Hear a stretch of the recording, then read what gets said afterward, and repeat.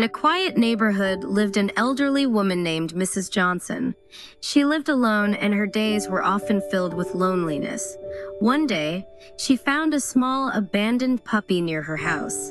The puppy was shivering in the cold, and Mrs. Johnson decided to take him in. She named him Buddy. Buddy was a bundle of joy. He would wag his tail excitedly every time Mrs. Johnson came home and would snuggle up to her during the cold nights. Mrs. Johnson's loneliness started to fade away with Buddy's companionship. One day, Mrs. Johnson fell ill and was unable to get out of bed. Buddy noticed this and started barking continuously. The neighbors heard Buddy's incessant barking and decided to check on Mrs. Johnson. They found her in a weak state and immediately called for medical help. Mrs. Johnson was taken to the hospital and received the necessary treatment. She was touched by Buddy's concern and loyalty towards her.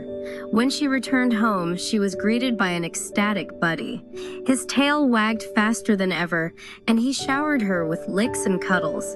From that day forward, Buddy was not just a companionship.